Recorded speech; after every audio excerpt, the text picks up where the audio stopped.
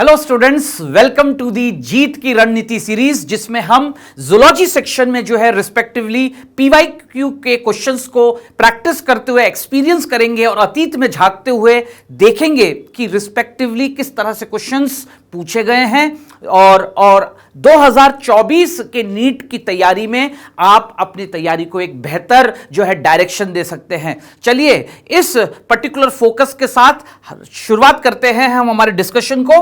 और पहला question screen पे आप देख सकते हैं जो कि पूछा गया है 2023 के जूलॉजी सेक्शन में नीट सीरीज में। हम देखते हैं which one of the following common sexually transmitted disease is completely curable when detected early and treated properly. अब ये क्वेश्चन जो है NCERT extract NCERT liner question है और साफ साफ जीके बेस्ड क्वेश्चन पैटर्न से पूछा गया है। तुरंत आपको इस क्वेश्चन को पढ़ते से पहले तो एनसीईआरटी याद आना चाहिए कि उसमें 3 ऐसी बीमारियां हैं जो नॉन क्यूरेबल लिखा है, उन तीनों को छोड़ के जो ऑप्शन होगा वो आंसर होगा। इस प्रकार से आपको जो है अपने दिमाग को सक्रिय रखना है एग्जाम हॉल में। चलिए आगे बढ़ते हैं। तो जेनिटल हर्पीज, हेपेटाइटिस बी और एचआईवी इंफेक्शन नॉन क्यूरेबल है। और जैसा कि आप यहां पर देख पा रहे हैं कि क्यूरेबल पूछा है, completely curable and detected early then properly treated. Answer होगा gonorrhoea. Gonorrhoea, right. Gonorrhoea is an STD disease bacterial category का और ये कंप्लीटली क्यूरेबल है। यदि समय रहते हुए अर्ली डिटेक्शन हो जाए तो यस, नुकसान होने से बचा जा सकता है। So the answer is 2। Answer is 2।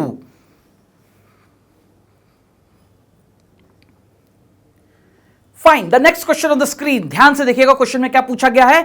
Which one of the following statement. अब ये सबसे पहले क्वेश्चन को देखते से आपको ये याद होना चाहिए कि ये करेक्ट इनकरेक्ट पैटर्न क्वेश्चन पूछा गया है। अब यहां पर देखिए, following statements are correct regarding female reproductive cycle. Females में उनके रिप्रोडक्टिव साइकिल, मेंस्ट्रुअल साइकिल से रिलेटेड कुछ स्टेटमेंट्स लिखे हैं। इनमें से कौन सा स्टेटमेंट करेक्ट है पहले तो मार्क कर लीजिएगा, ना केवल क्वेश्चन में बल्कि अपने दिमाग में कि करेक्ट पूछा गया। चलिए देखते हैं कोडिंग पैटर्न से इस क्वेश्चन को सॉल्व करते हैं। In non primates mammals cyclic changes during reproduction are called oestrus cycle, right. हां, ये बिल्कुल सही है क्योंकि जो नॉन प्राइमेट्स होते हैं वो सीजनल ब्रीडर्स होते हैं। सीजनल ब्रीडर्स होते हैं और सीजनल ब्रीडर्स में जो रिस्पेक्टिव रिप्रोडक्टिव साइकिल होता है वो उनके ब्रीडिंग से रिलेटेड एक फिजियोलॉजिकल फिनोमिना है और ये स्टेटमेंट तो सही है, तो let it mark right.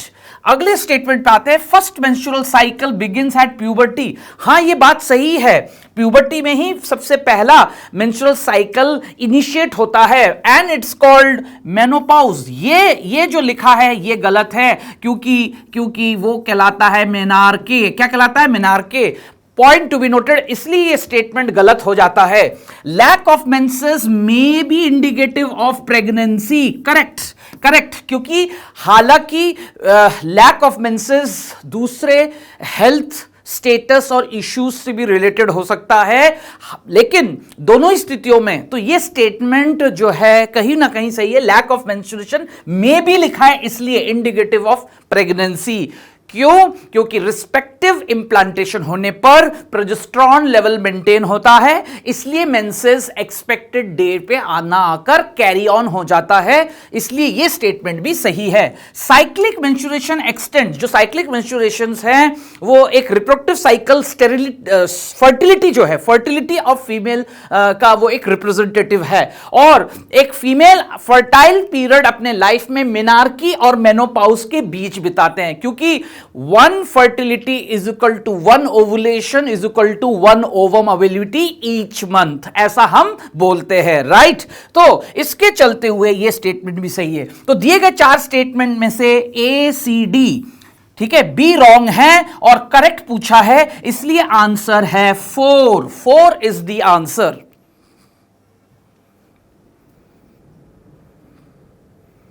Yes, the next question on the screen, question number 3, ध्यान से देखिएगा। Match list with list 2।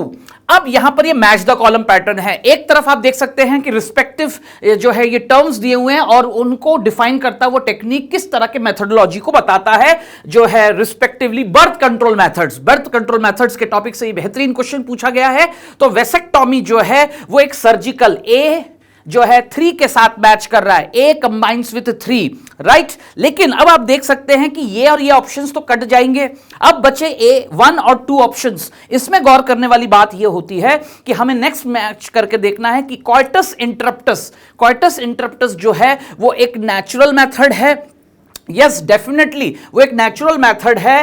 तो रिस्पेक्टिवली जो है बी मैचेस विथ 4, तो A matches with 3, B matches with 4, इसलिए ऑटोमेटिकली 1 भी कैंसिल हो जाता है। सी मैचेस विथ 2, क्या C matches with 2? Yes, cervical caps barrier method है, फीमेल्स में सर्वाइकल कैप्स का इस्तेमाल एक प्रकार का बैरियर मेथड है। And Saheli is a contraceptive pill, oral contraceptive pill है जो ओरल एडमिनिस्ट्रेशन से लिया जाता है। तो C matches with 2, D with 1 and respective answer is 2 is the answer.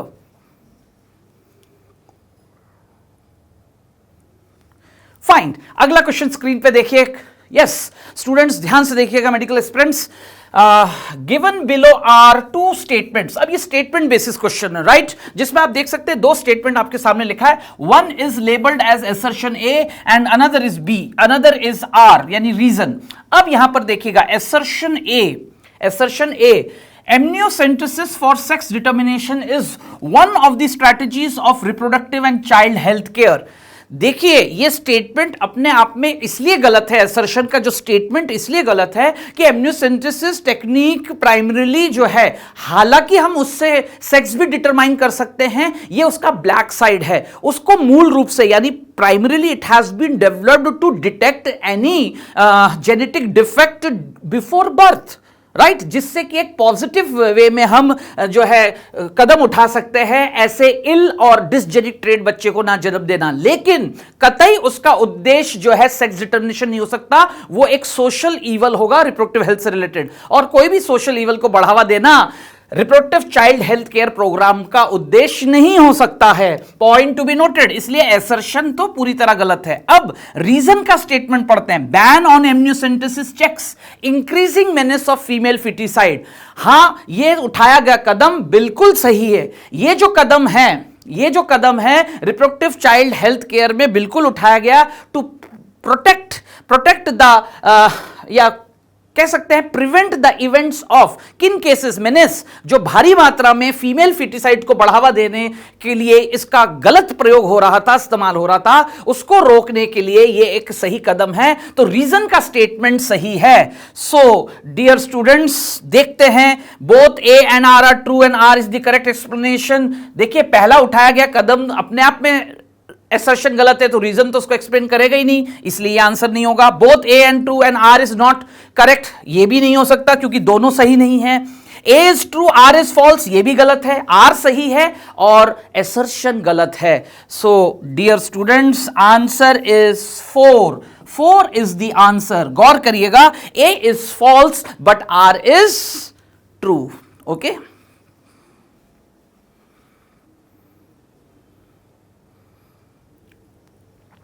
या the next question on the screen, ध्यान से देखिएगा।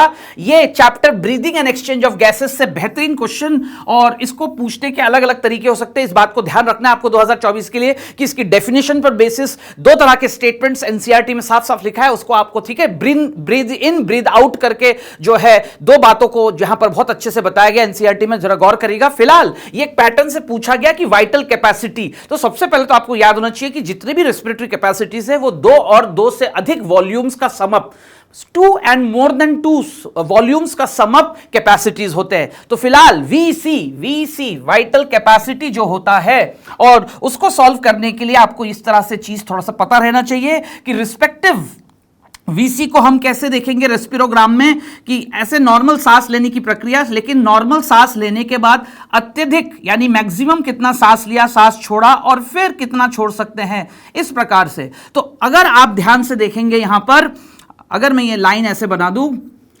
राइट, यहां से यहां तक इसको हम टीवी कहते हैं, टाइडल वॉल्यूम, और नॉर्मल सांस लेकर और अत्यधिक कितना सांस ले लिया, इसको हम IRV कहते हैं, IRV, inspiratory reserve volume TV, और इस हिस्से को कहते हैं ERV, right, expiratory reserve volume. तो what is VC?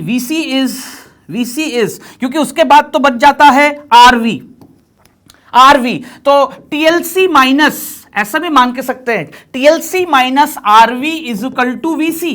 Total VC vital capacity जो है, टोटल लंग कैपेसिटी से आप रेजिडुअल माइनस माइनस कर दे तो वीसी आता है। तो वीसी में बचता क्या है, IRV plus TV plus ERV. So dear students ध्यान से देखिएगा, आंसर है 4। 4 is the answer, 4 is the answer, that is IRV plus ERV plus TV, right. So answer is 4।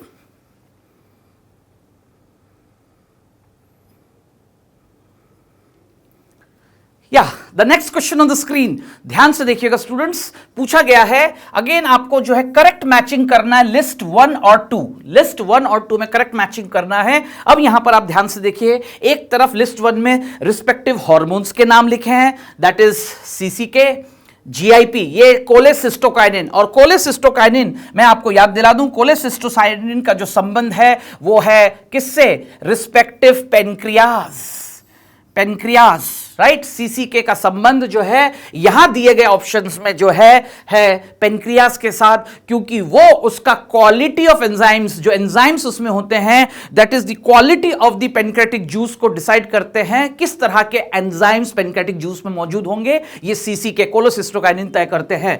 तो point to be noted now, GIP, GIP का target होता है that is gastric inhibitory peptide, उसको enterogastrone भी कहते हैं, it is related to gastric gland, right.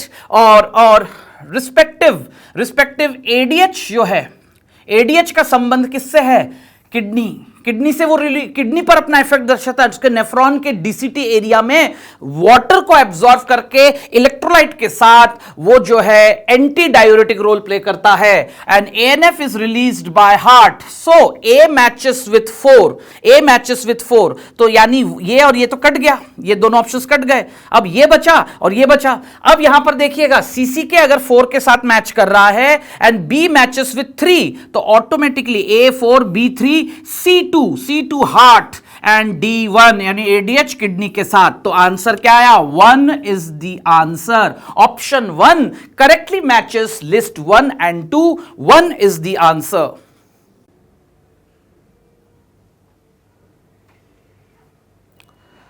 Okay, अगला question देखते हैं, that is question number 7। Screen पे ध्यान से देखिएगा, question number 7, select the correct group set of Australian marsupials.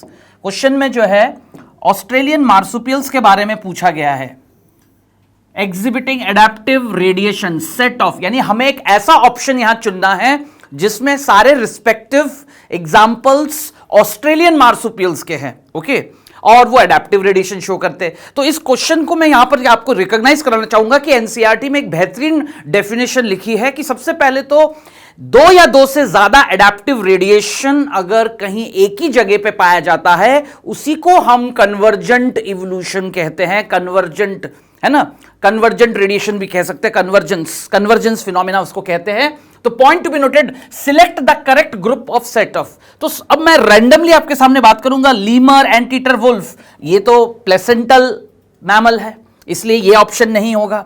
वैसे ही मोल प्लेसेंटल है, मतलब हमें एक ऐसा ऑप्शन चुनना है जिनमें तीनों ऑस्ट्रेलियन मार्सुपियल मैमल्स, ऑस्ट्रेलिया में मार्सुपियल मैमल्स डोमिनेंट है, पाए जाते हैं। तो आंसर है numbat, spotted cuscus, flying phalangers. Yes, second is the correct answer to the given question, right.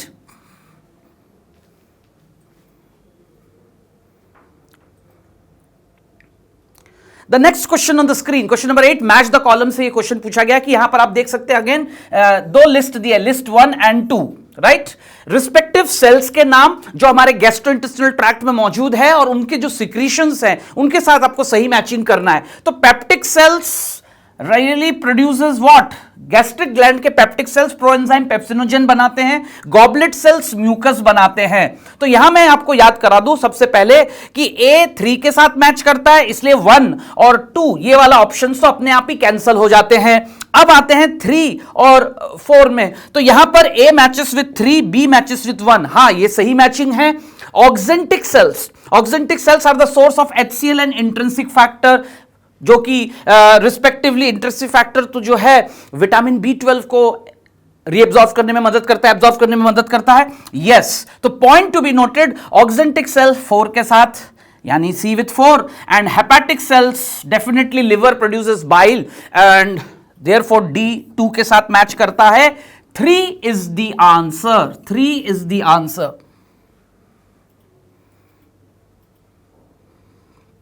The next question on the screen again आप देख सकते हैं चैप्टर न्यूरल कंट्रोल कोऑर्डिनेशन से. ये चैप्टर जो है रिस्पेक्टिवली सेंस ऑर्गन, आईज के structural parts, internal जो हिस्टोलॉजिकल स्ट्रक्चरल पार्ट्स है उससे रिलेटेड ये क्वेश्चन है.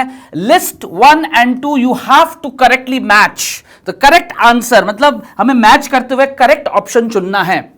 तो फोबिया जो ज्यादा जाता है centre of highest resolution power, इसलिए point of greatest visual activity for resolution, resolve करना किसी भी एक दूरी पे रिस्पेक्टिव दो ऑब्जेक्ट्स भले ही कितने भी नजदीक से रखे हो, दोनों को उनके डिफरेंस के साथ पहचान करना, that vision ability is called resolving resolution power. और फोबिया सेंट्रालिस ये एबिलिटी शो करता है. ये ध्यान रखने वाली बात है. तो फिर A matches with 3, A matches with 3 तो ऑटोमेटिकली सारे ऑप्शंस कैंसल हो जाते हैं. A matches with 3, B with 1, iris visible coloured portion, eye का विजिबल कलर्ड पोर्शन जो जेनेटिकली डिसाइड होता है, आई कलर को डिफाइन करता है, iris. So B matches with 1. Blind spot जो है point where optic nerve leaves, वो एक ऐसा हिस्सा है जहां रॉड एंड कोन सेल्स बिल्कुल एब्सेंट है और वहां से जो है ऑप्टिक नर्व्स बाहर निकलकर जो है बाहर निकलते हैं. ऐसे जगह को रेटिना को ब्लाइंड स्पॉट कहते हैं. तो C matches with 4. Okay fine.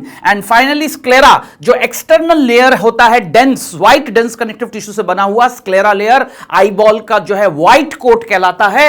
Yes, D matches with 2 and the answer is 1. 1 is the answer. Question number 9 आप देख सकते हैं, 1 is the answer.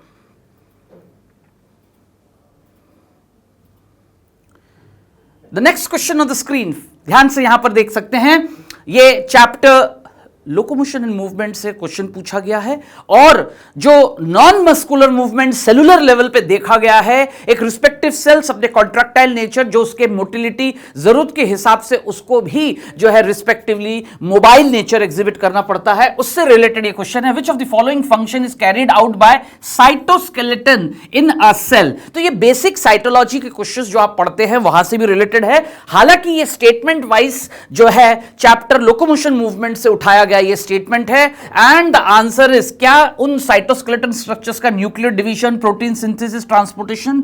Answer is motility. 3 is the answer. 3 is the answer.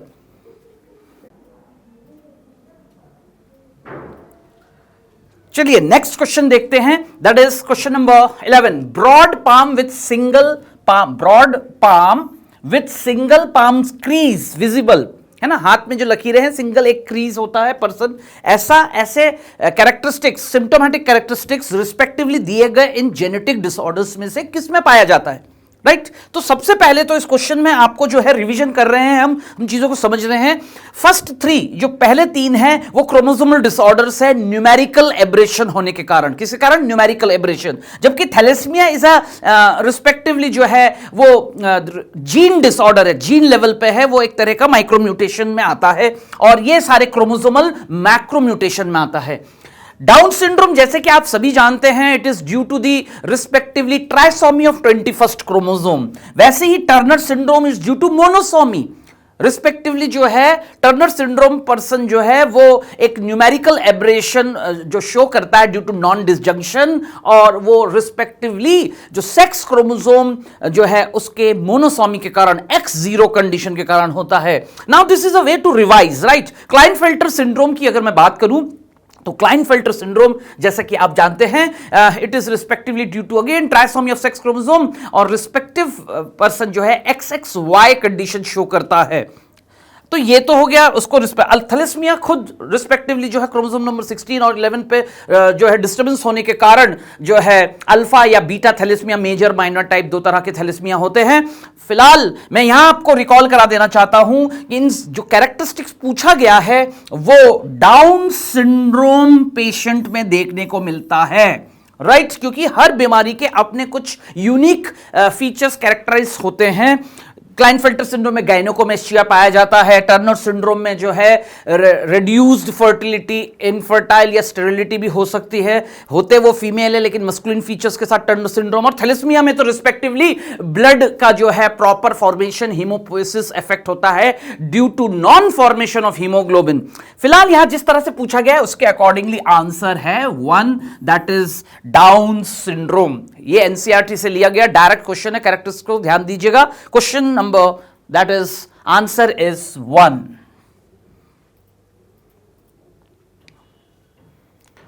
The next question on the screen, जैसा कि आप देख सकते हैं मैच द कॉलम पैटर्न से ये पूछा गया क्वेश्चन है और लिस्ट 1 और 2 अगेन आपको मैच करना है। एक तरफ रिस्पेक्टिव वो ड्रग्स, उनके क्या मैल इफेक्ट शरीर पर लंबे अरसे पे पड़ सकता है, उसके साथ आपको करेक्टली मैच करना है। तो heroin has the effect of slowing down the body function, right? Yes, वो स्लो डाउन करता है, ठीक है। उसका एक शरीर पर ऐसा असर आता है कि बॉडी को कूल एंड काम कराना, that is slow down function. तो A matches with 2, A matches with 2, fine. तो रिस्पेक्टिवली बाकी सारे ऑप्शंस अपने आप कैंसिल हो जाते हैं क्योंकि आप देख सकते हैं यहां पर बाकी सारे ऑप्शंस। अब ऐसे क्वेश्चंस करते समय आप जो अपना समय सेव कर सकते हैं, फटाफट एक मैच कर गया, बाकी तो मैच ही नहीं कर रहा है क्योंकि सारे ऑप्शंस अलग अलग है। तो आगे हम बढ़ते हैं, B matches with effect on card. सही बात है, मारिजुआना। अब इस क्वेश्चन को आप ना केवल सॉल्व कर रहे हैं बल्कि सॉल्व करने के लिए आपको स्पीड भी हासिल करनी है यहां पर। तो marijuana effect on cardiovascular system, that is B matches with 1। And cocaine has interfere, क्योंकि वो स्टिमुलेंट है। क्या है वो? स्टिमुलेंट है ना? वो नींद को खत्म कर देता है, अलर्टनेस बढ़ा देता है, अवेकफुल बना देता है। तो इंटरफेयर विद ट्रांसपोर्ट, क्योंकि डोपामिन के असर से हमें जो है नींद इंड्यूस होता है, कूल एंड काम। लेकिन नहीं, हमें शरीर को जो है उत्तेजित रखना है, स्टिमुलेंट रखना है, अलर्टनेस बढ़ाना है, फोकस बढ़ाना है, जिससे कि हम अपने काम को बेहतर कर सके, राइट? तो यहां पर कोकेन का आंसर जो है 4 के साथ मैच करता है, fine. So C matches with 2, B with 1, and finally morphine. Morphine is a analgesic effect painkiller, right? So answer is 1. 1 is the answer. 1 is the answer. या the next question on the screen, ध्यान से आप यहां पर देख सकते हैं statement wise question दिए, 2 स्टेटमेंट्स दिए गए हैं। Statement 1, ligaments are dense irregular tissue. यहां पर गलत हो जाता है, ये इर्रेगुलर नहीं होता, ठीक है। लिगामेंट्स आर डेंस, रेगुलर मान लेते हैं। एनसीईआरटी से उठाया ये क्वेश्चन, बिल्कुल ध्यान से आप ध्यान से यहां पर देखिएगा और जरा सी चूक हो जाएगी, आपसे गलती हो सकती है। यहां पर देखें, लिगामेंट्स आर डेंस इर्रेगुलर लिखा है, इसलिए ये गलत हो गया। और statement, cartilage is dense regular tissue. Again, cartilage is a specialized hard connective tissue. Matrix has got certain deposition, जिससे कि जैसे chondroitin 4 सल्फेट वगैरह, तो dense connective रेगुलर नहीं है। dense रेगुलर का एग्जांपल कार्टिलेज नहीं है। कार्टिलेज एक हार्ड स्केलेटल कनेक्टिव टिश्यू है और वो पार्टिसिपेट करता है शरीर के फ्रेमवर्क बनाने में, right? So both statement 1 and 2 are false, right? तो second is the answer, second is the answer. यहां आपको मैं याद दिला दूं, इस क्वेश्चन को प्रैक्टिस करके आपके दिमाग में, जहन में ये बात अच्छे से घर कर लीजिए कि रिस्पेक्टिव 4 टिश्यूज की जो प्राइम कैरेक्टरिस्टिक्स है उनको आपको जो है थ्योरेटिकली अच्छे से वर्ड टू वर्ड याद करके जाना है, मेन फोकस करके जाना है। इसी तरह के क्वेश्चंस करेक्ट इनकरेक्ट पैटर्न से स्टेटमेंट वाइज, असर्शन वाइज आपको बन सकते हैं आने वाले 2024 में। तो ये वाकई में हमारे लिए जो है रोड मैप का काम कर रहा है। चलिए आगे बढ़ते हैं अगले क्वेश्चन के साथ on the screen. That is, which blood corpuscle, अब बॉडी में जो है रिस्पेक्टिव ब्लड कॉर्पसल्स, आरबीसीज, डब्ल्यूबीसीज, प्लेटलेट्स वगैरह सब आप पढ़ते हैं, लेकिन HIV अंडरगोज है ना, the HIV undergoes replication and produce progeny viruses, attack करके अपने प्रोजेनी वायरसेस को गिवन ऑप्शंस में से। तो यहां आपको रिकॉग्नाइज करा दूं मैं पहले कि HIV एक वायरस होने के कारण ऑब्लिगेटरी पैरासाइट है, टारगेट होस्ट सेल उसका होगा और ये एक ऐसे बीमारी को इंड्यूस करता है जो कि इम्यून सिस्टम को शट डाउन कर देता है। Near to 50% CMIR, cell mediated immune response पर वो अटैक करता है, क्योंकि वो किस ग्रुप ऑफ सेल्स पर जो है अटैक करता है, मैनेजर ऑफ इम्यून सिस्टम आप कह सकते हैं, हेल्पर सेल्स, वो are the manager of immune system, उन पर वो जो अटैक करता है, जिससे कि इम्यून सिस्टम उनके अधीन हो जाता है और शरीर को अपॉर्चुनिस्टिक इंफेक्शन के लायक बना देता है, ओआई कंडीशन में इंड्यूस कर देता है और छोटी बड़ी बीमारियों से घर करने का जैसे स्थिति हो जाती है और एक व्यक्ति जाकर कॉम्प्लेक्स है ना, एड्स रिलेटेड कॉम्प्लेक्स बीमारियों से शिकार हो सकता है आगे चल के। तो क्वेश्चन में जो पूछा गया है, in which the blood corpuscles HIV undergoes replication and produces progeny, eosinophils no, basophils नहीं, ना ही बी लिम्फोसाइट्स, लिम्फोसाइट्स पर वो अटैक करता है, लेकिन टी लिम्फोसाइट्स, और टी लिम्फोसाइट्स खुद इन अ ग्रुप ऑफ 4, लेकिन उनमें से जो हेल्पर टी सेल्स है, CD4 सेल्स उनको कहा गया है, उनको वो अटैक करता है। सो 1 is the answer, 1 is the answer. Question number 15। अब आगे बढ़ते हैं अगले क्वेश्चन की तरफ और स्टेटमेंट बेसिस क्वेश्चन आपके सामने स्क्रीन पे है, ध्यान से देखिए students. Let's go through the two statements and we have to find a connection between them, right. उसके बीच क्या संबंध है, क्या दोनों ही सही है, क्या दोनों ही गलत है, या कौन सा सही है कौन सा गलत है, एंड सो ऑन। तो दिए गए ऑप्शंस के अकॉर्डिंगली हमें चुनना है, लेकिन इसके लिए बहुत ध्यान से आपको स्टेटमेंट्स को पढ़ना है और अपनी थ्योरी को रिकॉल करते हुए तय करना है क्वेश्चन को अटेम्प्ट करते हुए। तो vas deferens receives a duct from seminal vesicle and opens into the urethra as ejaculatory duct. अब यहां गौर करने वाली बात है कि यह सीधा स्टेटमेंट इजैकुलेटरी डक्ट की परिभाषा है, यह डेफिनेशन है कि खुद ejaculatory duct seminal vesicle, right. Yes students ध्यान दीजिएगा कि अगर आपको डायग्राम बेस याद आना चाहिए कि ये रहा सपोज सेमिनल वेसिकल, यहां से एक छोटा सा डक्ट निकलता है और वास्ट डिफरेंस आकर इस डक्ट से फ्यूज होकर जब एंटर करता है रिस्पेक्टिवली यूरेथ्रा, प्रोस्टैटिक यूरेथ्रा, यानी यूरेथ्रा का वो हिस्सा जहां प्रोस्टेट ग्लैंड है, उस जंक्शन पर जब आकर दोनों तरफ से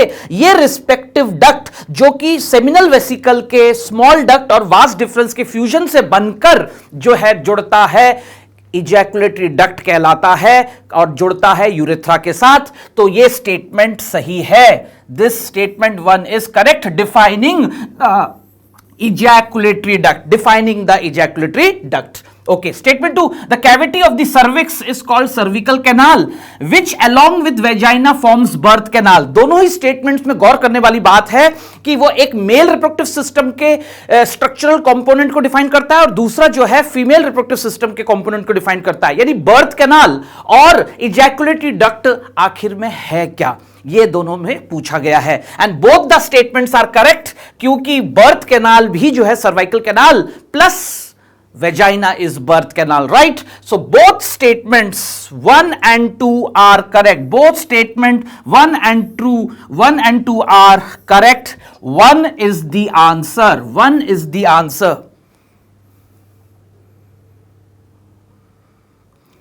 नेक्स्ट क्वेश्चन की तरफ आगे बढ़ते हैं। मैच द कॉलम से पैटर्न से ये क्वेश्चन है। एक तरफ आप देख सकते हैं टाइप ऑफ जॉइंट्स दिए हुए हैं, list of type of joints on the basis of how the gap is involve और नॉट, किस तरह के स्ट्रक्चर्स उस फ्यूजन जॉइंट को बनाते हैं, उस बेसिस पे जो है cartilaginous, ball and socket, fibrous, saddle joint, movable, immovable, आपने अलग अलग तरह के टाइप्स ऑफ जॉइंट्स पढ़े, तो डेफिनेशन एंड एग्जांपल वाइज, और दूसरी तरफ एग्जांपल्स दिए हैं कि शरीर में वो रिस्पेक्टिवली कहां किस तरह से पाए जाते हैं, राइट। तो यहां पर इस क्वेश्चन को सॉल्व करने के लिए सबसे पहले रिकॉल करना है आपको कि कार्टिलेजस जॉइंट का दिए गए एग्जांपल्स में से, yes, between the adjacent vertebrae in vertebral column, between the adjacent vertebrae in vertebral column, यानी गौर करने वाली बात क्या है कि जो कार्टिलेजस जॉइंट होते हैं वो रिस्पेक्टिवली, एक एग्जांपल है जो इंटरवर्टिब्रल डिस्क होता है, इंटरवर्टिब्रल डिस्क होता है, ठीक है, वो कार्टिलेजस जॉइंट का एग्जांपल है। तो A matches with 2, A matches with 2। अब यहां पर देखिए ये और ये ऑप्शंस इसलिए कट हो जाते हैं क्योंकि वो मैच नहीं कर रहे, A3 और A1। अब बचे इन दोनों में ऑप्शंस में से, अगला मैचिंग को कंफर्म करते हैं। Ball and socket, ball and socket का देखिए between humerus and pectoral, yes, ये कंधे का, ये कंधे का जो पेक्टोरल, कंधे के जॉइंट का ये एग्जांपल है, and between humerus and pectoral, right. So B matches with 4। Again in दोनों ऑप्शंस में यहां तक तो सही है। चलिए आगे देखते हैं फाइब्रस जॉइंट का क्या एग्जांपल आता है। यस, फाइब्रस जॉइंट का एग्जांपल सबसे बेस्ट है सूचर्स। जो हमारे स्कल बोन्स होते हैं, क्रेनियल बोन्स होते हैं, वो आपस में इमूवेबल, और फाइब्रस जॉइंट इमूवेबल जॉइंट है, तो सी मैचेस विथ 1। तो डेफिनेटली यहां जाकर ये क्रैक होता है कि option 2 is the answer, matching the complete list 1 with list 2। और सैडल जॉइंट का example between carpal and metacarpals of thumb, right. Saddle joint, इस तरह से हम जो है अंगूठा किसी को दिखाते हैं। तो point to be noted, second is the answer. चलिए अगले क्वेश्चन की तरफ आगे बढ़ते हैं। मैच द कॉलम पैटर्न से ये भी क्वेश्चन है, रिस्पेक्ट बीमारियों के नाम और उनके कॉजेटिव एजेंट्स को सही मैचिंग करना है, इस बेसिस पे है। तो चैप्टर ह्यूमन हेल्थ डिजीज से एक बेहतरीन क्वेश्चन का ये पैटर्न, आपको इसको देखते से ये रिवाइज करना है कि इन बीमारियों को कैसे फोकस करना है, इनसे रिलेटेड जुड़ी हुई इंपॉर्टेंट बातें, कैरेक्टरिस्टिक्स, सिम्टम्स, फिर उसके कॉजेटिव एजेंट्स, इस तरह के सीक्वेंसेस। तो इस क्वेश्चन को सिर्फ ना केवल आपको अटेम्प्ट करना है, बल्कि दिमाग में याद रखना है कि ये 4 अलग अलग तरह के क्वेश्चन इस चैप्टर से पैटर्न वाइज बन सकते हैं। यस स्टूडेंट्स, ध्यान दीजिए, नीट एस्पिरेंट्स 2024 के लिए आपको ध्यान रखना है, चैप्टर ह्यूमन हेल्थ डिजीज से जो है एक क्वेश्चन रिंगवॉर्म, फाइलेरिसिस, मलेरिया और निमोनिया पे क्या आ सकता है, तो उनको ध्यान में रखते हुए अगर हम तैयारी करें तो उस चैप्टर से अपने आप में ये 4 अलग अलग क्वेश्चंस बन सकते हैं। हालांकि चारों बीमारियों को लेकर एक मैच द पैटर्न से ये क्वेश्चन इस साल बना था 2023 में। तो इसमें आगे हम बात करने जा रहे हैं कि रिंगवॉर्म एक कैसी बीमारी है, फंगल डिजीज है। फिलहाल इन दिए गए ऑप्शंस में ringworm matches with what 2, that is Trichophyton, Epidermophyton, right, microsporum. ये 3 जेनरास ही हैं जो इस रिंगवॉर्म के लिए जिम्मेदार होते हैं, एनसीईआरटी में मेंशन्ड है, आपको यहां ध्यान रखना है। चलिए, एक तो आपको ये याद आना चाहिए, तो ए मैचेस विथ 2। अगला फाइलेरिसिस, यानी वो एक हेलमिंथिक डिजीज है और वुशेरिया ब्रोंकोफ्टाई उसका पॉजिटिव एजेंट है, filarial worm, right. So A matches with 2 and B with 3। और यहां आप देख सकते हैं कि ऑटोमेटिकली थर्ड और फोर्थ ऑप्शन कट जाता है। अब बचे इन दोनों ऑप्शंस में, आगे हम बात पढ़ते हैं। Malaria is a protozoal sporozoal disease, right. Subphylum protozoa का एक रिस्पेक्टिव क्लास स्पोरोजोआ मेंबर होता है प्लाज्मोडियम, वाइवेक्स, फेल्सीपेरम और ओवेल। मलेरिया 4 तरह के स्पीसीज होते हैं, लेकिन आप मान के चले यहां पर दिए गए ऑप्शंस के accordingly malaria matches with 4, right, C with 4। तो A2, B3, C4 and pneumonia haemophilus influenza D1। So 1 is the answer, option 1 is the answer among the given options. Okay,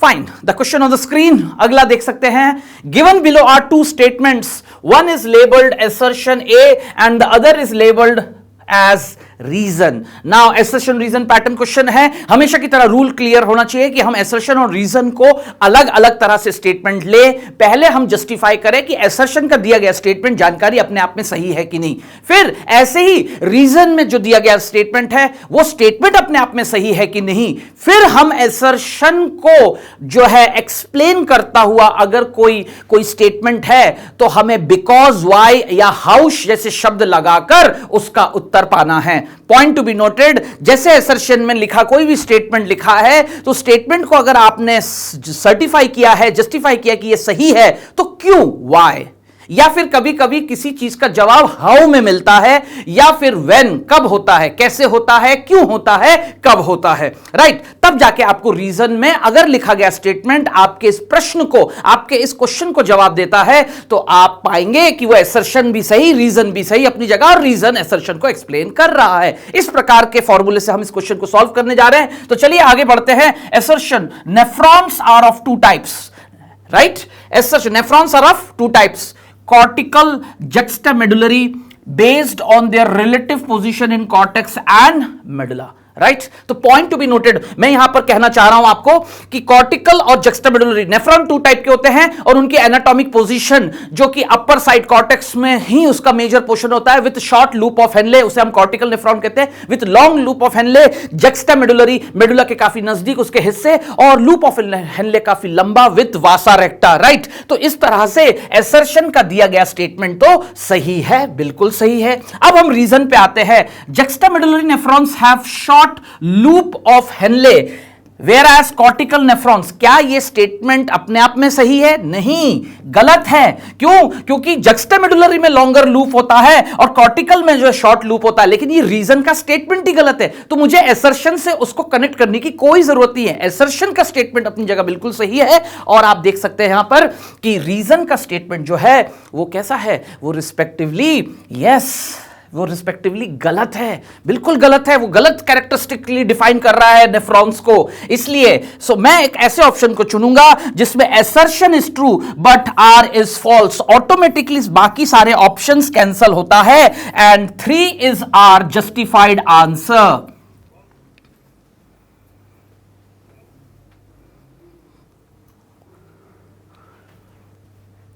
okay, now the next question on the screen. चलिए देखते हैं question में क्या पूछा गया है। Radial symmetry is not found. Please गौर करिएगा, क्वेश्चन सॉल्व करते समय ऐसे क्वेश्चंस में अक्सर क्या होता है, ये आपके जानकारी का है, पढ़ा हुआ है, लेकिन फिर भी अक्सर पढ़ते हुए जो गलती हो सकती है, आपने यहां पर बड़े शब्दों में लिखा है, बड़े कैपिटल लेटर्स में नॉट फाउंड कहा है, नहीं पाया जाता है। यानी हमें इनमें से चुनना है उसको जिसमें वो नहीं पाया जाता है, वो है रेडियल सिमेट्री। अब गौर करने वाली बात यह है कि टीनोफोरा में रेडियल सिमेट्री पाया जाता है, एकाइनोडर्म्स में पाया जाता है secondary pentamerous radial symmetry, adult characteristics को ही हम मान के चलते हैं। हालांकि ये लार्वल स्टेज में बायलैटरल सिमेट्री में थे, लेकिन लेटर ऑन अडल्ट बनते बनते ये सेकेंडरी पेंटामेरस रेडियल सिमेट्री तो पाई जाती है। एनसीईआरटी में टेबल में जो है आखिरी में नीचे एस्ट्रिक साइन बना के बिल्कुल मेंशन्ड है एकाइनोडर्मेटा के बारे में ये बात कि वो अपने लार्वल स्टेज में जो है बायलैटरल सिमेट्री एग्जिबिट करते हैं और अडल्ट होते होते उनमें सेकेंडरी पेंटामेरस रेडियल सिमेट्री हो जाता है, तो इनमें भी पाया जाता है। और सिलेंट्रेट्स तो जाना ही जाता है। तो मैंने अभी फिलहाल 3 ऐसे ऑप्शंस को मार्क किया है जिसमें वो पाया जाता है, और यहां प्रश्न पूछा गया है, तो नॉकआउट करते हुए धीरे धीरे हम आंसर पे आ रहे हैं। और यस डियर स्टूडेंट्स, हमारा आंसर है हेमिकॉर्डेटा। इसमें जो है नहीं पाया जाता है, इसलिए सेकंड इज द आंसर।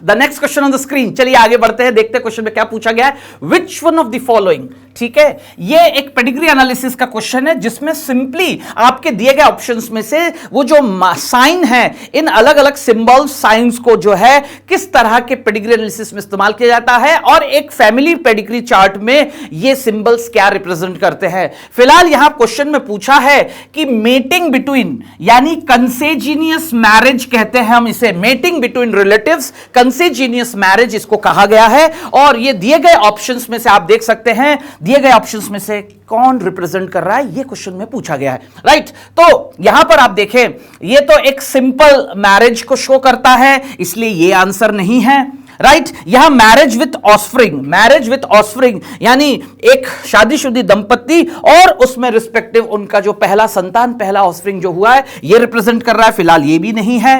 और ऑप्शन 4 में आप देख सकते हैं शब्द शेडेड है, और शेडेड है यानी कैरेक्टर अंडर स्टडी, जो कैरेक्टर स्टडी कर रहे हैं वो यूजेनिक ट्रेट हो, चाहे क्या बोलते हैं डिसजेनिक ट्रेट हो, अफेक्टेड करे, अफेक्टेड, नॉन अफेक्टेड, फिलहाल अगर वो शेडेड है तो वो कैरेक्टर ऑफ स्टडी ट्रेट मौजूद है उस इंडिविजुअल में। ये मेल अफेक्टेड या ट्रेट कैरिड, ये फीमेल को रिप्रेजेंट करता है सर्कल, और ये रोम्बस शेप जो बना हुआ है ये अनस्पेसिफाइड सेक्स को रिप्रेजेंट करता है, इसलिए ये भी आंसर नहीं है। So the answer lies with second, right. ऐसे डबल बार बना हो रिस्पेक्टिव मेल फीमेल के बीच, वो consanguineous marriage, mating between relatives, close blood relation को रिप्रेजेंट करता है, इसलिए second is the answer, option second is the answer.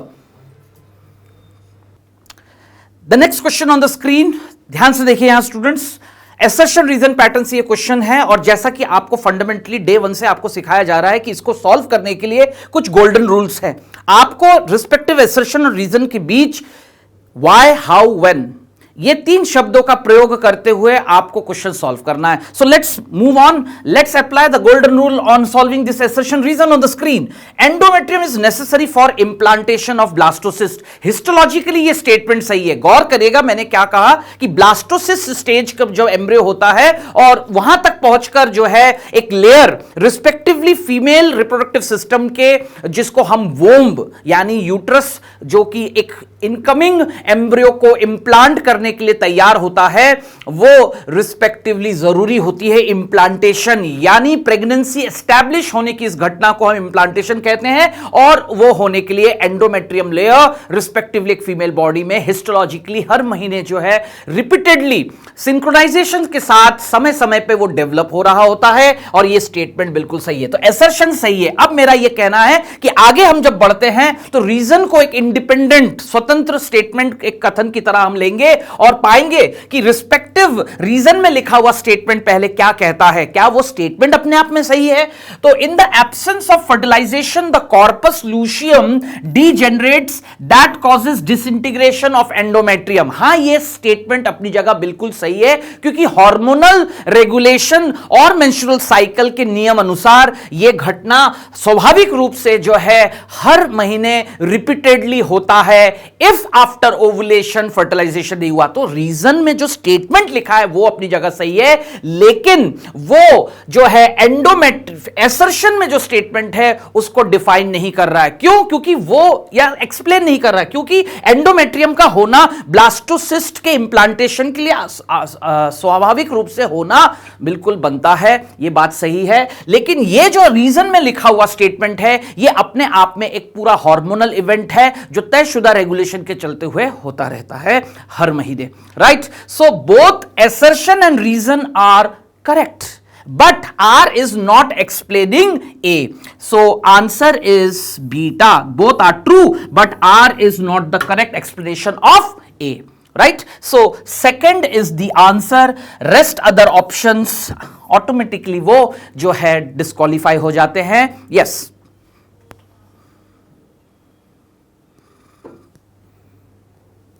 The next question on the screen, यहां पर आप देख सकते हैं, once the undigested food and unabsorbed substances enter the cecum. तो यहां क्वेश्चन को सॉल्व करने के लिए यहां आप सब लोगों को थोड़ा सा गौर करना है. सभी जानते हैं कि रिस्पेक्टिवली अगर आप मान के चले, ये रहा आपका कोलॉन, असेंडिंग कोलॉन, उसका आखिरी ये सीकम वाला हिस्सा है, ये रहा वर्मीफॉर्म अपेंडिक्स, और यहां पर आकर इस तरह से जो है एक बल्ज ओपनिंग आके ओपन होता है.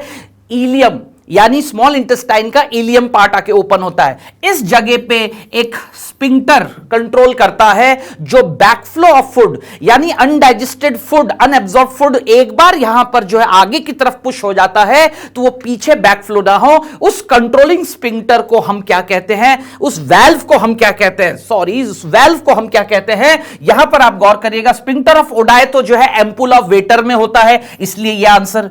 गैस्ट्रोइसोफेजियल स्पिंक्टर जहां आके रिस्पेक्टिव इसोफेगस स्टमक के कार्डिया रीजन में ओपन होता है, स्टमक के कार्डिया रीजन में आके ओपन होता है, वहां का कंट्रोलिंग एजेंट होता है. यहां पर ये भी नहीं होगा. और वैसे ही पाइलोरिक स्पिंक्टर जो है पाइलोरिक कैनाल और ड्यूडेनम के बीच होता है, ये भी आंसर नहीं होगा. And the answer lies with option 2. Right? Second is the answer. Second is the answer. Point to be noted.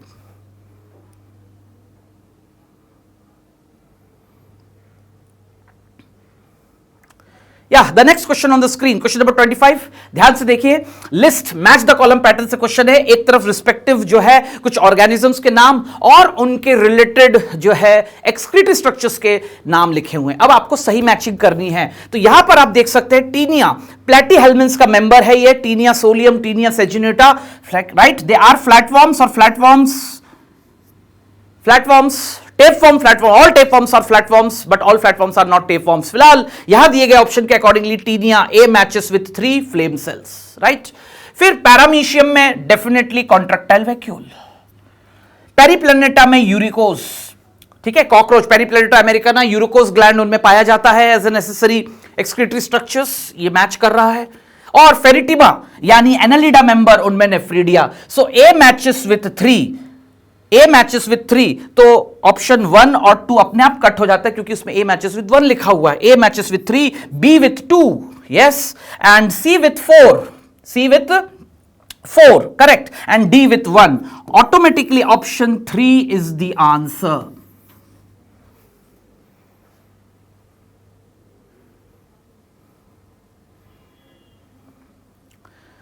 The next question on the screen. Match the column pattern से ये question आपके सामने है. ये पूरी तरह जो है ईसीजी बेस्ड क्वेश्चन है और इस क्वेश्चन को सॉल्व करने के लिए रिस्पेक्टिवली एनसीईआरटी में जो इंटरप्रिटेशन है उसी को इस्तेमाल करते हुए डायरेक्ट एनसीईआरटी से बना है ये क्वेश्चन 2023 में. देखते हैं. रिस्पेक्टिव वेव्स एक electrical event of the heart activity को बिल्कुल बताता है during one each cardiac cycle. तो चलिए देखते हैं which waves represents which activity, electrical activity of heart. इस तरह से हमें इसे मैच करना है. तो चलिए क्वेश्चन को सॉल्व करके देखते हैं. ये एक बेहतरीन रिवीजन का तरीका है. गौर करिए यहां पर P wave definitely it is for atrial contraction और एट्रियल कॉन्ट्रैक्शन को depolarization, electrical event depolarization of atria. तो P wave depolarization of atria, A matches with 3, right. तो ऑटोमेटिकली बाकी सारे ऑप्शंस अपने आप कैंसिल हो जाते हैं. क्वेश्चन को क्विकली सॉल्व करने का एक बेहतरीन ये ट्रिक आपको यहां तुरंत दिमाग लगाना है कि बाकी ऑप्शंस देखने की इसलिए जरूरत नहीं है क्योंकि बाकी ऑप्शंस में फर्स्ट कॉम्बिनेशन ही अपने आप में गलत हो रहा है. जो सही है वही जवाब होगा. Now let's revise it. Solve हम पूरा करेंगे. P wave depolarization of atria, then B Q wave matches with 1 beginning of systole. ये बहुत गौर करने वाली बात है. एनसीईआरटी से उठाया गया ये लाइन गौर करिएगा आप कि Q wave beginning of systole, ठीक है. वेंट्रिकुलर सिस्टोल की शुरुआत QRS पूरा जो है कॉम्प्लेक्स एक वेंट्रिकुलर कॉन्ट्रैक्शन को एग्जिबिट करता है लेकिन उसकी शुरुआत Q वेव से होता है. ये बिल्कुल सही है.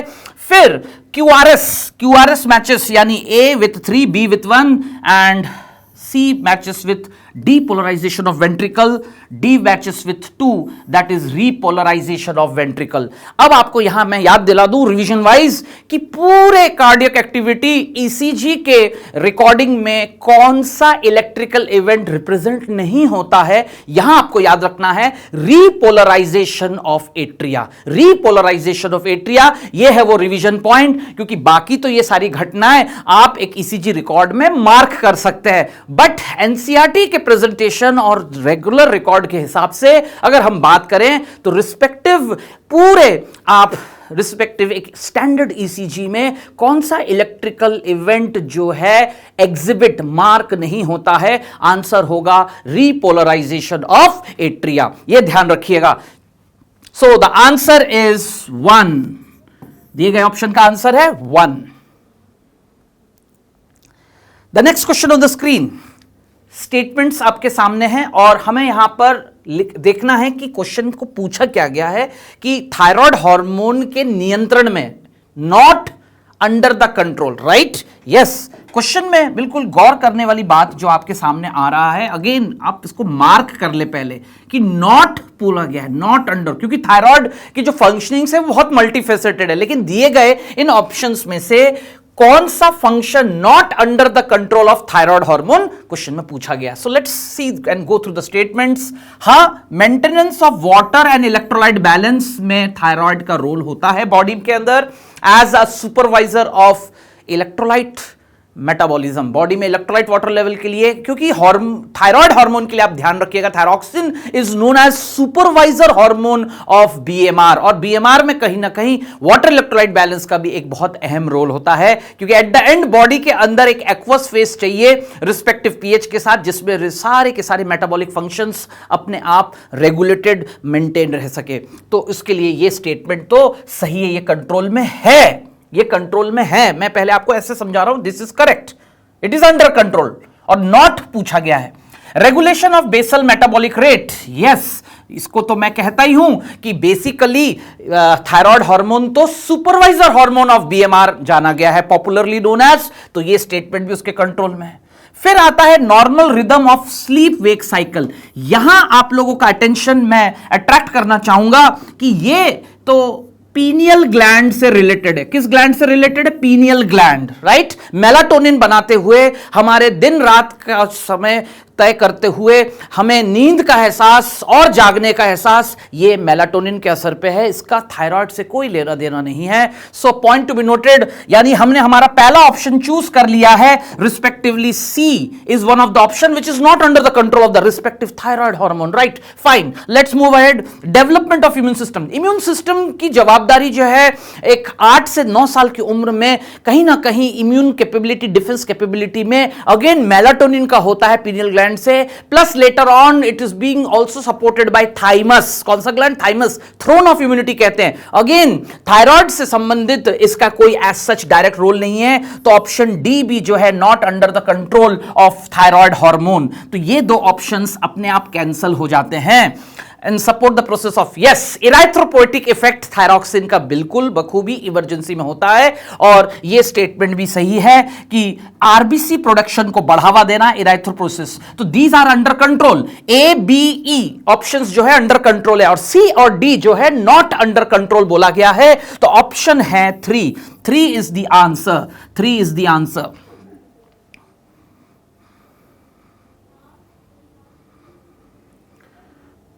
Fine, the next question on the screen, यहां पर देखिएगा, which of the following statements are correct?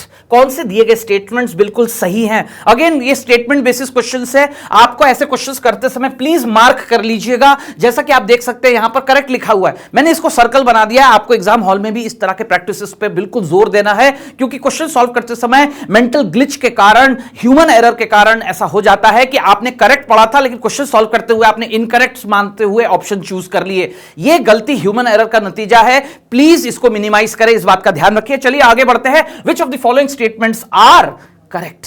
Right, तो करेक्ट बोला गया है, excessive loss of body fluid from the body switches off the osmoreceptor. ये पूरी तरह गलत है भाई, ऑस्मो रिसेप्टर स्विच ऑफ थोड़ी होंगे, स्विच ऑन होंगे, और वो हमारे ऑस्मो रेगुलेटरी सेंटर जो हमारे हाइपोथैलेमस में मौजूद है उसको स्टिमुलेट करेंगे टू रिलीज एडीएच। लेकिन ये स्टेटमेंट गलत है और हमसे क्वेश्चन में क्या पूछा गया है? यस डियर स्टूडेंट्स, गौर करने वाली बात, हमें करेक्ट स्टेटमेंट चुनना है। फिलहाल मैंने मार्क कर दिया है कि रॉन्ग है।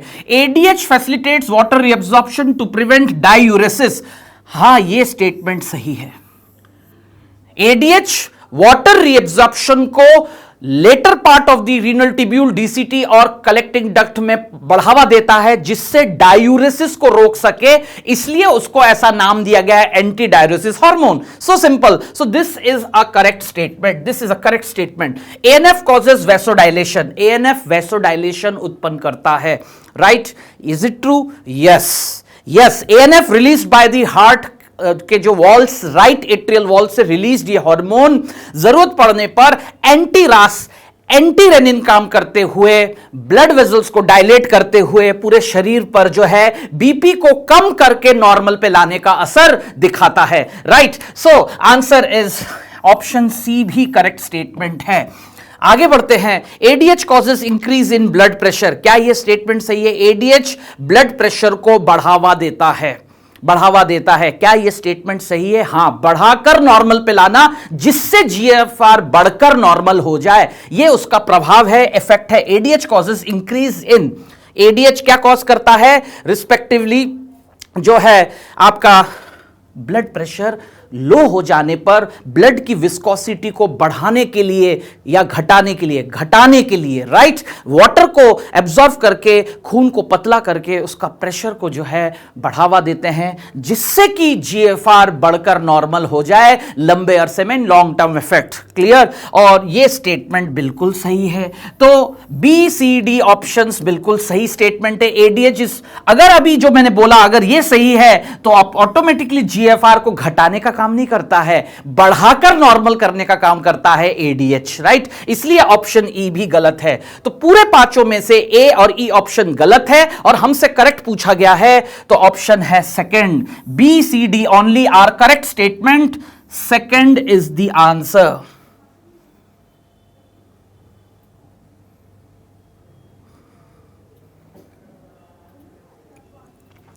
Yeah, the question on the screen, question number 29. In cockroach, excretion is brought about by. In cockroach, excretion is brought about by.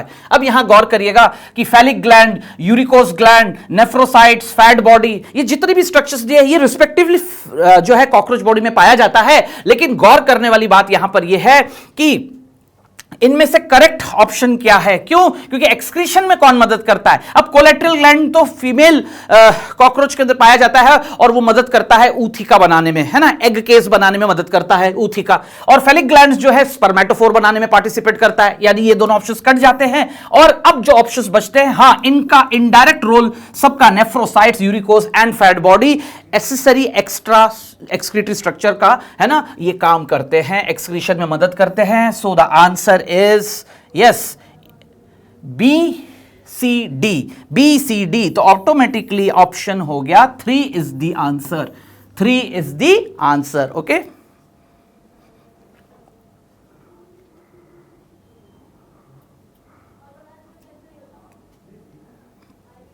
या the question on the screen, ध्यान से फिर से देखिए, यहां पर आपके सामने parts of human brain, brain के स्ट्रक्चरल एरिया से रिलेटेड कुछ कंपोनेंट बेसिस ये क्वेश्चन है। देखते हैं क्वेश्चन को पहले रीड करके पूछा क्या गया है। The parts of human brain that helps in regulation of sexual behaviour. Now these are certain body behaviours, और ये कहीं ना कहीं सब इमोशनल एस्पेक्ट्स है, एक इंसानी भावनात्मक जो है व्यवहारात्मक सारे ये कैरेक्टरिस्टिक्स है, ये गौर करने वाली बात है यहां पर। तो sexual behaviour, expression of excitement, उत्तेजना, प्लेजर, अच्छे लगने का एक एहसास, या फिर एक अचानक तुरंत से रेज आना, एग्रेशन आना, किसी बात को जज्बाती रूप से करने की इच्छा जाहिर करना, रेज, या फिर डर का एहसास, ये सारे रिस्पेक्टिव जो हमारे शारीरिक गुण होते हैं, ये सारे बॉडीली कैरेक्टरिस्टिक्स जो इमोशनली हम एक स्टेट ऑफ माइंड में एक्सप्रेस करते हैं, आर ये सारे के सारे पार्ट्स, ये सारे के सारे रेगुलेशंस ब्रेन के किस हिस्से से नियंत्रित होता है? तो मैं आप लोगों को याद दिला दूं, आंसर है यहां पर लिम्बिक सिस्टम, जिसे हम सही मायने में इमोशनल ब्रेन कहते हैं। Emotional brain of our human brain, human body, hypothalamus. तो ये वो कॉम्बिनेशन है, क्योंकि कॉर्पोरा क्वाड्राजेमिना मिड ब्रेन में पाया जाता है, इसलिए ये आंसर नहीं होगा। हिप्पोकैम्पस तो लिम्बिक सिस्टम का हिस्सा है, लेकिन यहां ये कैंसिल हो जाता है। ब्रेन स्टेम, एपिथैलेमस, एपिथैलेमस तो एक नॉन नर्वस पार्ट है ब्रेन का, इसलिए ये ऑप्शन कैंसिल हो जाता है। तो दीज आर अदर्स, थैलेमस हिस्सा है, लेकिन कॉर्पस कैलोसम एक ट्रांजिएंट क्रॉस कनेक्शन है दोनों हेमिस्फीयर के बीच, रिस्पेक्टिव ग्रुप ऑफ न्यूरॉन्स का, corpus callosum, right? So all options are wrong. The exact answer is option 1 is the answer. Option 1 is the answer.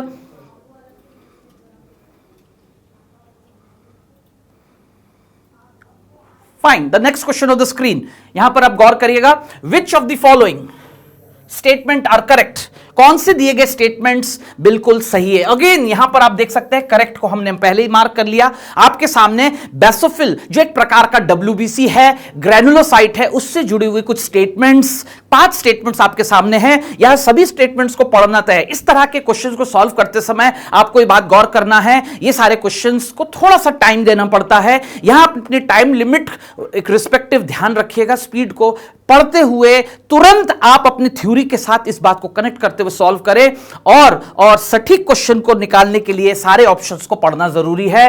तो जल्दबाजी ना करें ऐसे क्वेश्चंस को करने में, क्योंकि अक्सर जल्दबाजी में ये बहुत इजी पैटर्न स्कोरिंग क्वेश्चन है, बट आपने अपनी जल्दबाजी में जो है सही गलत तय नहीं कर पाए और एक अनवांटेड ऑप्शन को चुन लिया जो कि उसका आंसर नहीं है। तो इन छोटी छोटी बातों पे अब आपको काम करने का समय आ गया है। चलिए आगे बढ़ते हैं। Choose the correct answer from the option. अब हमें सारे स्टेटमेंट्स पढ़ने हैं। बेसोफिल्स मोस्ट अबंडेंट, बेसोफिल्स नहीं होते, न्यूट्रोफिल्स होते हैं। तो बेसोफिल से जुड़ी हुई लाइन अपने आप गलत हो जाता है। Basophils are most abundant, no, तुरंत याद आना चाहिए कि सबसे ज्यादा WBC 65% से ज्यादा कौन पाया जाता है? न्यूट्रोफिल पाया जाता है, इसलिए ऑप्शन ए गलत है। Basophil secret histamine, serotonin, heparin, हां ये उसका फंक्शन है, सीक्रेटरी फंक्शन। सारे रिस्पेक्टिव कंपोनेंट्स का अलग अलग रोल होता है बॉडी में टू रिस्पॉन्ड एंड रिटालिएट, जवाबी कार्रवाई, अलग अलग तरह के इम्यून रिस्पॉन्सेस के लिए उसको अपना ये काम। Inflammation, basophil is responsible for inflammatory cell, inflammation immune response का एक तरीका होता है काम करने का।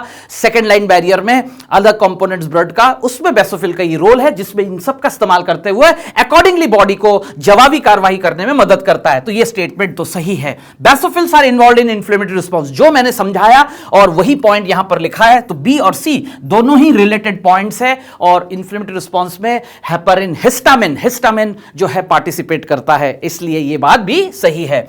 बैसोफिल्स हैव किडनी शेप, नहीं, बाइलोब्ड न्यूक्लियस होता है। किडनी शेप न्यूक्लियस तो मोनोसाइट्स में होते हैं, लार्ज किडनी शेप, इसलिए बैसोफिल्स की स्टेटमेंट गलत है। Right, okay, Ds बैसोफिल्स R A ग्रैनुलो, नहीं, वो ग्रैनुलोसाइट होता है। ए ग्रैनुलो लिखा है, मैंने यहां काट दिया, ए को, होता ग्रैनुलोसाइट है यहां, तो ये ऑप्शन भी गलत है। तो automatically B and C, third option is correct.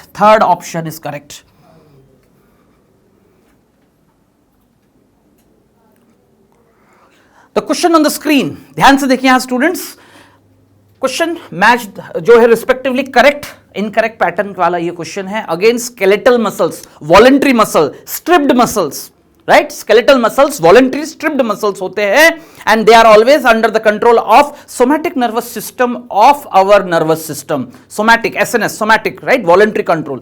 तो उससे रिलेटेड कुछ स्टेटमेंट्स दिए हैं और आपको अगेन यहां पर चुनना है सही स्टेटमेंट क्या दिया हुआ है। तो हमेशा आप देख रहे हैं मैं आपके सामने लगातार क्वेश्चन सॉल्व करते हुए करेक्ट या इनकरेक्ट, नॉट फाउंड, इन शब्दों को मार्किंग करने की प्रैक्टिस रखिए और उस शब्द को पकड़कर क्वेश्चन को सॉल्व करने का स्पीड रखिए, राइट, तभी आपके अंदर एक्यूरेसी, इसको कहते हैं एक्सीलेंस आना, प्रैक्टिस से एक्सीलेंस आना। परफेक्शन एक अलग बात होती है, हम एक्सीलेंस को बिल्कुल हासिल कर सकते हैं और वो सिर्फ प्रैक्टिस। तो प्रैक्टिस इस बात का है कि क्वेश्चन पढ़ते हुए पैटर्न को समझकर मार्किंग कर लेना कि क्वेश्चन में पूछा गया है, एक्सेप्ट में पूछा गया है, नॉट फाउंड पूछा गया है कि फाउंड पूछा गया है, यूनिक पूछा है, मोस्ट कॉमन पूछा है। ऐसे शब्दों को आपको क्वेश्चन सॉल्व करते समय गौर करना है, राइट। तो muscle bundles are held together by collagenous connective tissue layer called fascicles. Muscle bundles जो है क्या वो हेल्ड, मतलब किससे हेल्ड होते हैं? करेक्ट क्वेश्चन यहां पर पूछा गया है, ध्यान दीजिए। Muscle bundles are held together bye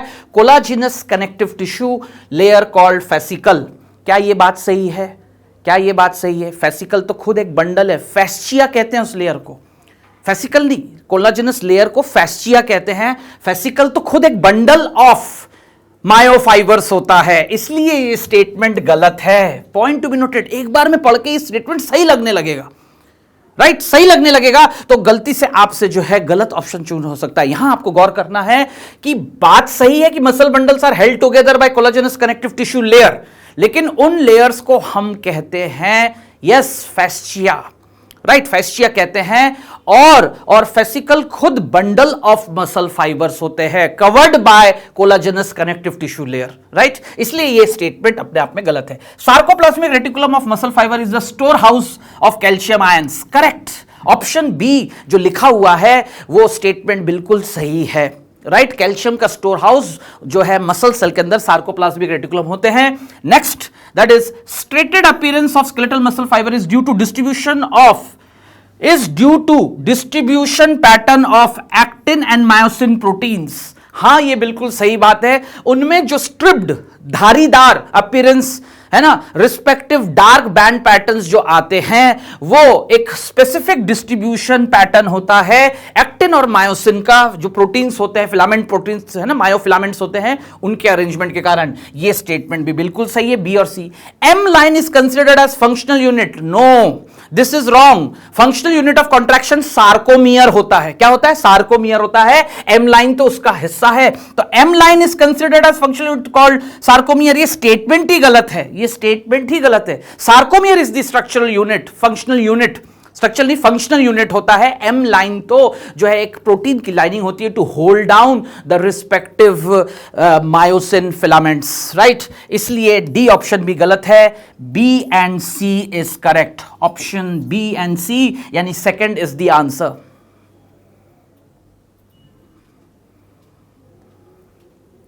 fine, the next question on the screen, यहां पर गौर से देखिएगा। द यूनिक बोला है ना, मैमेलियन कैरेक्टरिस्टिक्स। ऐसे तो बहुत सी कैरेक्टरिस्टिक्स है, लेकिन ऐसे कुछ कैरेक्टरिस्टिक्स जो मैमल्स, क्लास मैमेलिया के यूनिक फीचर्स है। अगर कोई क्लास मैमल का मेंबर है तो उसमें ये गुण जरूर पाए जाएंगे, इसलिए वो मैमेलिया में पुट अप किए गए हैं। तो ये टेक्सोनॉमी से एक बेहतरीन क्वेश्चन क्लास लेवल पे जो पूछा गया है। हेयर्स तो है, लेकिन tympanic membrane and mammary glands, tympanic membrane तो इंटरनल ईयर, मिडिल ईयर होगा, तो ये होगा, दिस इज नॉट अपने आप। फिर पिन्ना मोनोकॉन्ड्रिक स्कल, मैमल्स में डाइकॉन्ड्रिक स्कल होता है, इसलिए ऑप्शन गलत है। फिर hairs, pinna in indirect development, ये भी गलत है। लार्वल स्टेज कहां मैमल्स में होता है? Larval stage, there is no larval stage in any mammals, right? ये स्टेट में इनडायरेक्ट डेवलपमेंट नहीं है। और मैं नॉकआउट कर रहा हूं पहले, हेयर्स यस, पिन्ना यस बिल्कुल, and mammary glands, and mammary glands, ये तीन ऐसे यूनिक कैरेक्टरिस्टिक्स है जो क्लास मेमेलिया का कोई भी मेंबर हो उसमें डेफिनेटली होगा as mammal, right? So second is the answer, option 2 is the answer.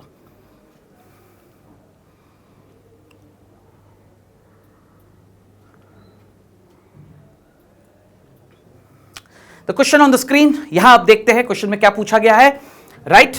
List 1 with 2, fine. तो मास्ट सेल, एक लिस्ट में रिस्पेक्टिव कुछ स्ट्रक्चर्स के नाम लिखे, दूसरा उनसे रिलेटेड उनकी खास हिस्टोलॉजी। तो मास्ट सेल्स जो होते हैं बेसिकली उनका संबंध किससे होता है, right? So first of all आप देख सकते हैं mast cells are property of areolar connective tissue, this is a correct statement, right? Respective कुछ सेल्स होते हैं mast cells, macrophages, right, histiocytes जिसे हम कहते हैं, इसके अलावा फिब्रोब्लास्ट, ये सब एरियुलर कनेक्टिव टिश्यू में पाया जाता है। एनसीईआरटी बेस्ड डायग्राम में देखिएगा ध्यान से, बिल्कुल ये चीजें मार्क्ड हैं। फिर inner surface of bronchioles, inner bronchioles के inner surface ciliated epithelium, right? Inner surface of bronchiole ciliated epithelium, correct. Blood is specialised, so A matches with 2, B with 1, तो A matches with 2, B with 1, तो option 1 और 4 तो अपने आप cut गए, 8 यहां पर, लेकिन B 1 के साथ मैच कर रहा है। फिर C विथ 4 स्पेशलाइज्ड, राइट, बिल्कुल सही है। And finally tubular part of nephron, cuboidal epithelium, D is the marking, 3 is the answer, 3 is the answer. Yes, the question on the screen, again correct statement basis ये question पूछा गया है with reference to Chordata, Chordata से जुड़ा हुआ दिए गए statements में से कौन सही है, राइट? तो presence of mid dorsal solid double nerve cord, right? Presence of a mid dorsal solid double nerve cord, point to be noted कि mid dorsal solid double nerve cord पाया जाता है। मिड डॉर्सल तो है लेकिन solid नहीं है, solid नहीं, हॉलो होता है, हॉलो, और डबल नहीं होता है, सिंगल, इसलिए यह स्टेटमेंट गलत है, this is wrong. Presence of close circulatory system, बिल्कुल सही, बी सही है, राइट? यहां पर मैंने मार्क पहले कर लिया कि ऑप्शन बी सही है, तो यहां पर मार्क कर लिया। Presence of paired pharyngeal gill slits, correct, ये स्टेटमेंट भी बिल्कुल सही है, ये कॉर्डेटा कैरेक्टरिस्टिक्स है। Now presence of dorsal heart थोड़ी होता है, वेंट्रल हार्ट होता है, क्या होता है? Ventral heart, point to be noted, इसलिए ये भी गलत है। ट्रिप्लोब्लास्टिक तो होते हैं हम लोग, लेकिन हम यूसिलोमेट होते हैं, क्या होते हैं? Eucoelomate, enterocoelomate, right? और यहां स्यूडोसिलोमेट लिखा है, वो तो सिर्फ और सिर्फ एस्केल्मिंथ फाइलम्स होते हैं, इसलिए ये भी गलत है। All the options are incorrect, only B and C are correct, second is the answer.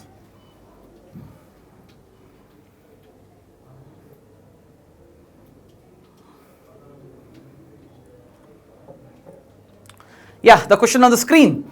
Which of the following is characteristic feature of cockroach regarding sexual dimorphism? Cockroach में मेल फीमेल में पहचान करने का बहुत सारे फीचर्स हैं, 2-4 features है। फिलहाल दिए गए ऑप्शंस में से कौन सा ऐसा फीचर है जो कॉकरोच में सेक्सुअल डायमॉर्फिज्म, लैंगिक द्विरूपता को स्थापित करने में मदद करता है? तो चलिए देखते हैं। Dark brown body coloured and anal cerci, anal cerci तो मेल फीमेल दोनों ही कॉकरोचेस में होते हैं as a receptor ground vibrations के लिए, इसलिए यह गलत है। Presence of anal style, presence of sclerite, definitely उनका एक हार्ड कवरिंग होता है, काइटिनस एक्सोस्केलेटन कवरिंग, तो वो भी नहीं है ना। एंड प्रेजेंस ऑफ एनल सर्काई भी नहीं है, सेम बात। आंसर परफेक्टली आता है एनल स्टाइल, जो कि सिर्फ मेल कॉकरोच में पाया जाता है। A pair of anal style to position the abdomen during the breeding season, जिससे कि एक्सचेंज ऑफ गैमेट हो सके, right? So this is what found in male cockroach, male cockroach में पाया जाता है, जो कि फीमेल कॉकरोच में एब्सेंट है। Answer is 2। So at last, I hope you got the idea of solving the questions and practicing and revising all the things through this thorough discussion of the PYQ 2023. Hopefully, I wish you all the best. Thank you. Bye-bye.